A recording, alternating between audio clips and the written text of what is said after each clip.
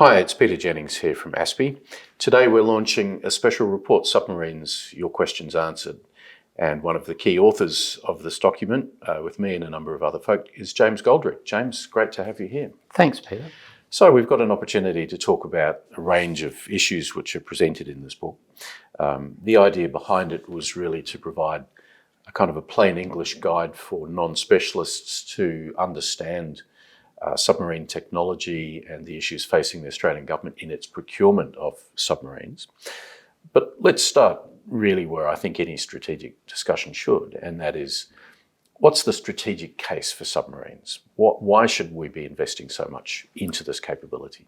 Well, even though submarines are inevitably very expensive, they do represent a capability which immediately creates a deterrent effect on any would-be adversary because of their stealth characteristics, because of their lethality, because of their ability to go out and operate for very long periods undetected, unknown where they are, uncertain in the mind of the would-be adversary.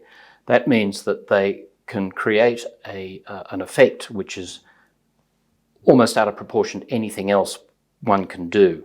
And this is an effect which is apparent before conflict and during conflict. Because once you've got submarines at sea, they have to be factored into how the adversary thinks.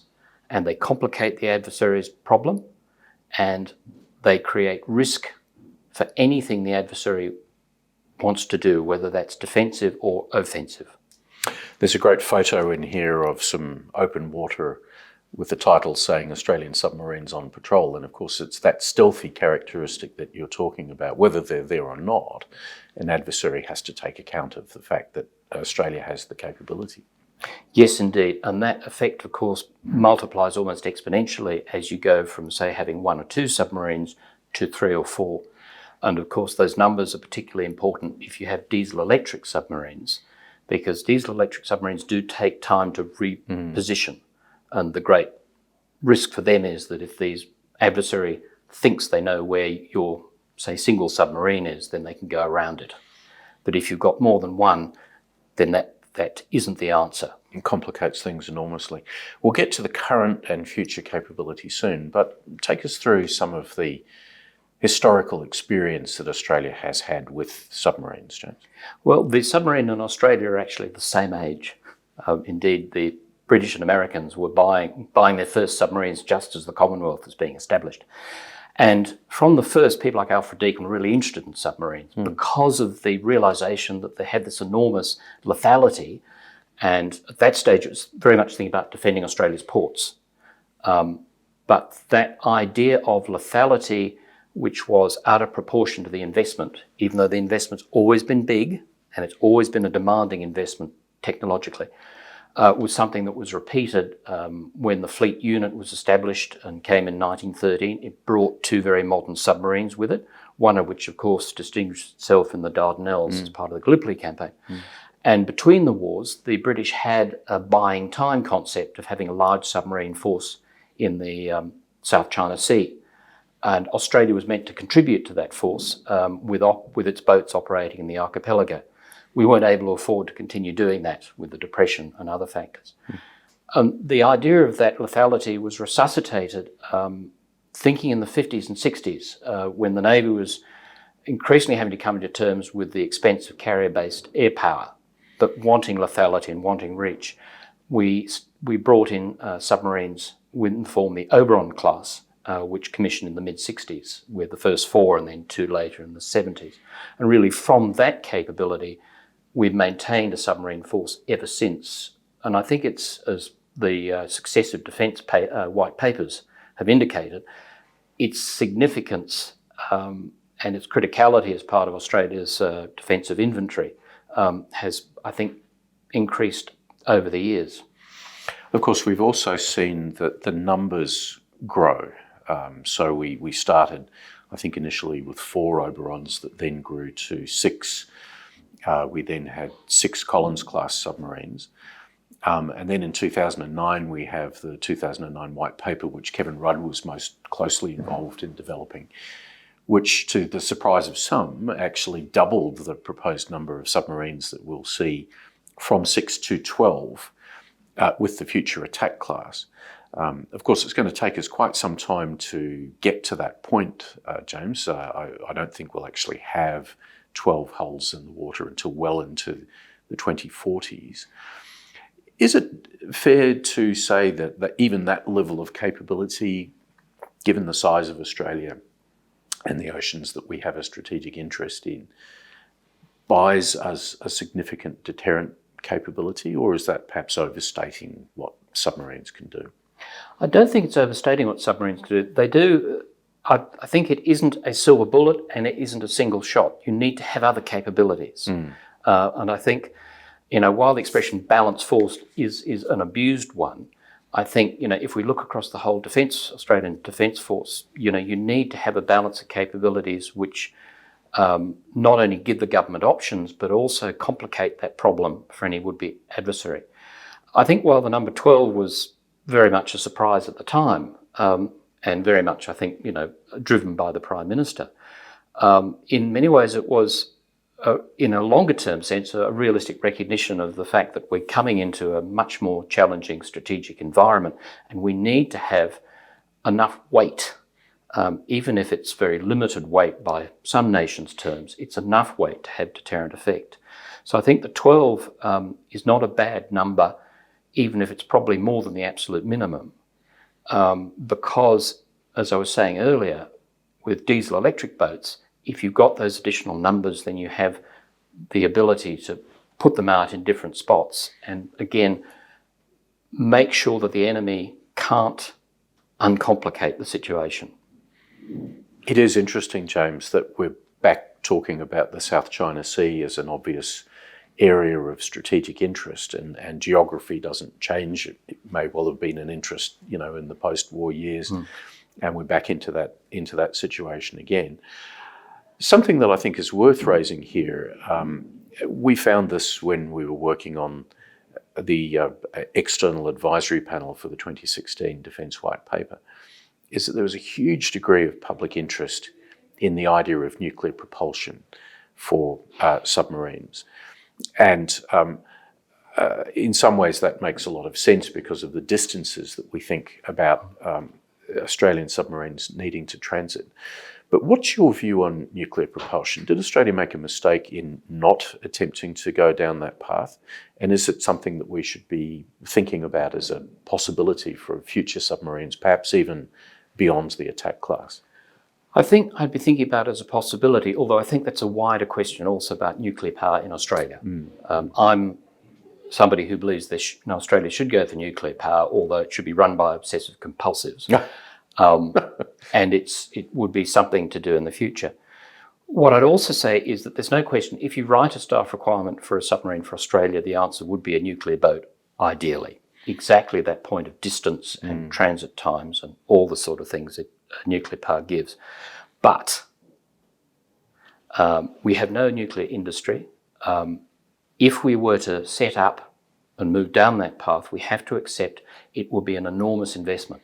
The submarines are already an enormous investment, but this would actually be, there's no way it couldn't be additional to our current investment. There are arguments for it, but I also think there are arguments against it to say, well, what are the opportunity costs and what other things could you do with that money? This report, for instance, talks, as it should, I think, about the potential of unmanned vehicles. And I really think there's enormous potential, not only for unmanned vehicles, but for submarines and indeed other major platforms, both surface and air, to become what I call masters of the swarm. In other words, that they can take a fleet of unmanned vehicles with them. And basically be the controlling unit for them. I mean, we're now seeing on the part of the Americans and the Russians in particular, a huge investment going into really large unmanned submarines. Is there a case to say that, in fact, we should be taking humans out of this capability altogether? Why do we still need humans in submarines if unmanned is the future? I think unmanned's part of the future. Right. But I think that there are limitations to it. There are also considerable expenses.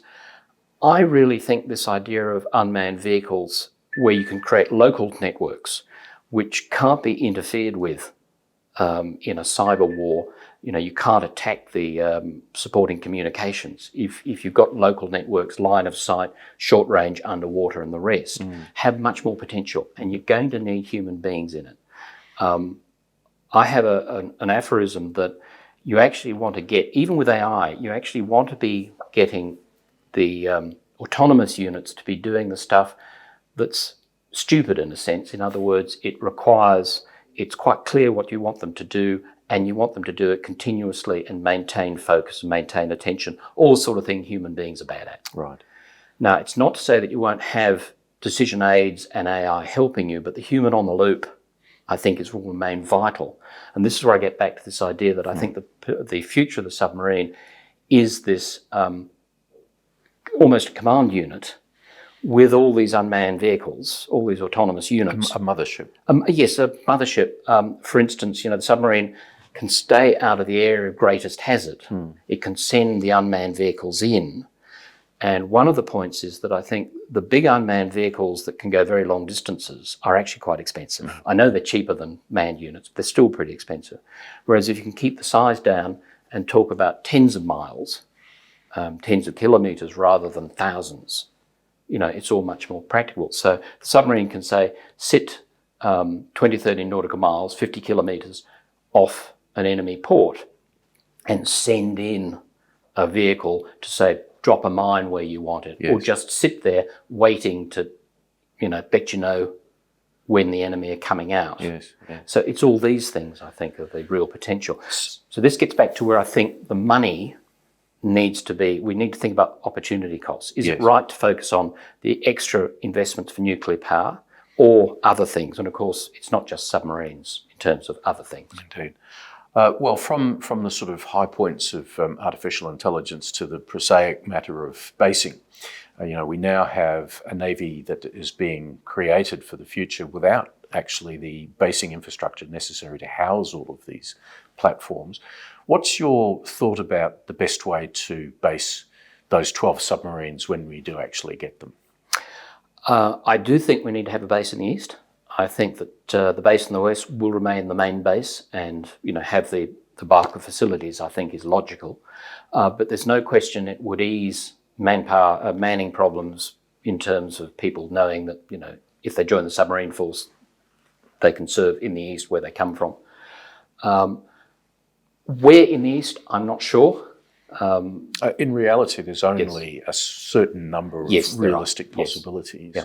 So let's go through those. I mean, we have Port Kembla, we have Newcastle, possibly Brisbane. You may recall Kevin Rudd. Yes, indeed. In fact, in the 2013 election campaign, talked about Brisbane as a possible naval base. Do you have a favourite? What's your thoughts about where this should go? I certainly am not that enthusiastic about Brisbane because of the navigational challenges and its tendency to occasional floods and so on. So I suspect it's somewhere more like Port Kembla or Newcastle, or indeed you might be able to find the space in Sydney. I don't go down the view of Sydney being a boutique harbour. It is a working harbour and the Navy's been there longer than anybody else. So you might have space in Sydney, but I think it'll be one of the deep water access ports. Yeah. One of the things that we haven't talked about that it might worthwhile be talking about is the idea you can also have a depot ship for forward basing. When we talk forward basing, the narrative's always been in the sense of using other people's ports and facilities, and that's true. But there are precedents for actually having a depot ship sitting at somewhere like Exmouth. Yes. And that becomes the forward base. Hinted at in the strategic update, right? I mean, there is a suggestion that there might be that type of capability to come down the track. James, one of the curiosities of the current submarine debate, if one can call it that, has been the relative reluctance of governments to actually engage beyond, the ritual of estimates committee hearings where usually it's the opposition sort of setting the agenda for the questions that are asked. I'm not going to ask you to comment on why not government is doing what it's doing, but simply to say, well, how would you sell a project like the attack class and the Collins upgrade? Attack class is often described as, the most expensive project that the Commonwealth is engaged in. So what's your lift pitch, if I can put it that way, to persuade sceptical Australian voters that this is an investment that they should be supporting? I think it's this idea to recognise they are great national projects. I think it's to emphasise the technological aspects of it, and also to get people to understand the concept of risk and the fact that if you push technology, if you have a complex new project, there is a certain element of failure involved at any point. It's how you recover from that failure that is, in my view, as important. And I think we saw this with the Collins class, that the failure of the government was not to really explain to people just the challenge we were facing, that to say we don't think there's any other way you can go, it is worthwhile in itself, but certain things will go wrong, and it's how we recover from them. And Australians, I think, aren't good at looking out and seeing how other countries are having problems, and to understand that if you're trying to do really complex things, they're difficult. So I'd be not necessarily specifically, talking about what are deep, let's say, contractual matters that are still being dealt with, because that's always difficult with commercial and confidence. But I think it's getting across to people that these things are inherently complex and difficult, but they're worthwhile. Yeah. And that what comes out of it are all these follow-ons in terms of industrial development, technological development, all these things which do actually have knock-on effects. I'm not convinced about some of the economic rationalists who, say, oh no, you should be allowing, the money to be spent in different ways and the market to determine how Australia develops industrially and technologically. Government has to drive. And I think, I always think back to being at Harvard when the Singapore government was being used as a case study in the development of Singapore.